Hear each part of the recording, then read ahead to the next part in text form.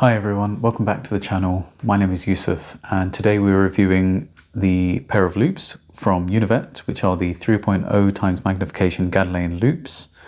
As I mentioned in the previous video, I actually had to borrow my wife's pair of loupes for a couple of weeks while mine was sent for repair. So I also wanted to review these just in case it may be of benefit of anyone watching. Okay, so just some background. Univet are an Italian company that have been making eyewear since 1997, so they definitely seem to know what they're doing. They initially started making eyewear, and I understand that they collaborated with some famous fashion designers at the time. They then went on to make PPE solutions and eyewear and eye protection, and of course they then started to make dental loupes. So what I want to do in this video is I want to talk about the design, I want to talk about some of the good things I experienced when wearing these loupes, some of the drawbacks, and give my overall verdict. So let's talk a little bit about the design of these loupes. So overall, Univet are well known for the design of their loupes because they have quite a few different trendy options. If you have a look on their website, I was just browsing on the website not too long ago, and I saw one of the particular types of loupes called the ITA Endura Brown, and I have to say that they look really good. You've got some really quirky designs which I'm sure most people will find glasses that would suit them.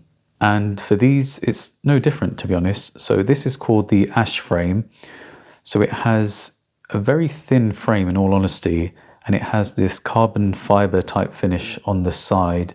It's very thin, it's very lightweight, and then it's got this accent here, this red accent. It gives that feeling of a sports type of look because the carbon fiber almost reminds you of some of the finishes that you'll see on a high-end sports car. And then the red accent as well, for example, like brake calipers. And it's also quite light. In actual fact, you can see here I'm using my specialist weighing gear just to compare them to my oroscopic eye zooms, and they are quite a bit lighter. And bearing in mind I also have the magnetic light holder on whilst weighing, which was probably one of the heavier components. So these weighed around 66 grams, whereas my eye zooms were around 98 grams. And that is quite a significant difference. As I said, they do have a bit of flex to the frames, but not necessarily in a negative way. It doesn't cause any long-term distortion to the frame. Rather, in fact, it's quite accommodating, and it didn't take any time to get adjusted to these, considering they're not my loupes. And when giving them back to my wife, I don't think there were any complaints with regards to how they were fitting.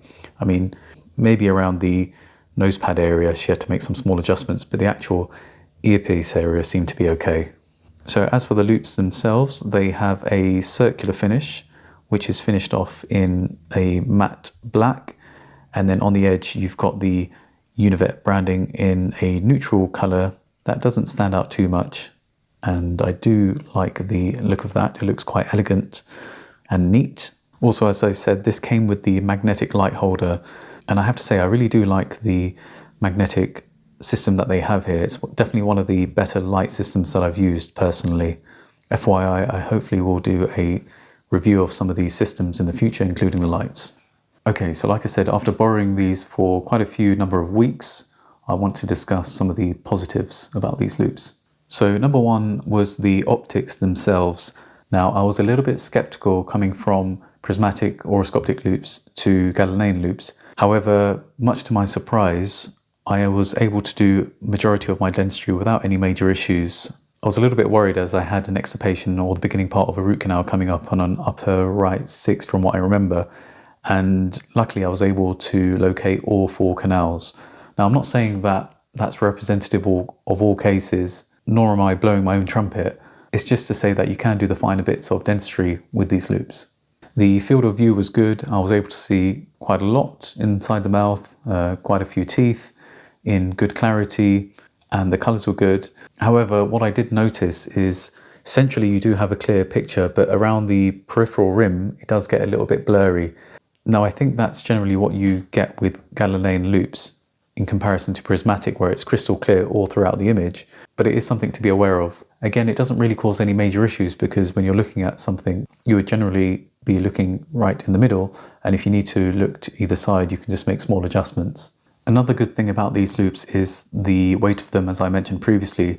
They are really, really light, and you don't really notice them on when you actually have them on. They almost feel like you're just wearing glasses, and they don't cause any neck strain using them for a long period of time. You can have a nice conversation with the patient without it being too awkward, and you'll be surprised how much the weight makes a difference on everyday use. Simple things become a lot easier. Say you just want to take an x-ray and you have them, let's say, hang around your neck, or you go visit your colleague in another surgery. There's absolutely no neck strain. Whereas when I was wearing my oroscopic eye zooms, when I was walking around, they'll be knocking around and it'll just be something to be mindful of, and you're trying to be careful not to damage them. Whereas with these, I don't ever have that worry, and I'm not worried that I'm going to cause any damage to the Loupe lens interface. Also, the declination angle of these didn't give me any issues. I didn't have any significant neck strain or back pain or even eye strain when using these for a long period of time. So I have to say that in that sense, they served me pretty well. So let's talk about the presentation of these loupes. So they come in quite a nice box, and it has various different accessories with them. As you can see, it comes with a very well designed box which fits these loupes very well. There is also a well designed cutout sponge that sits on top of them just for that added layer of protection. Then in addition to that, you've got the strap which closes that and just secures them in place, which is nice to have. You have a net storage on the other side of the box where you can put other accessories if needs be, and the box is very firm and protective, which I like. You can be confident that these will be secure in the box and be protected. They also provide a microfiber cloth and lens cleaning solution, which not all companies do, so I really appreciate that. And they also had different neck strap options available, which I thought was nice.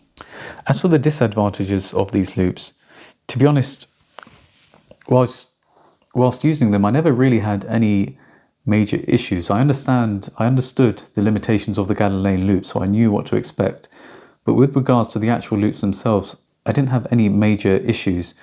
My wife did mention that she did have a little bit of a problem with the connection, or the magnetic connection of the light, which she had to replace, but they sent that part out for free, which again is nice of them to do, and it's good customer service. As I said, the Galilean loupes in general, you're not going to get that crystal clear image all throughout. There is that little bit of blurriness around the edges, but again, I think in general you're going to get that with all types of Galilean lenses. So what's my overall verdict with these loupes? Should you buy them?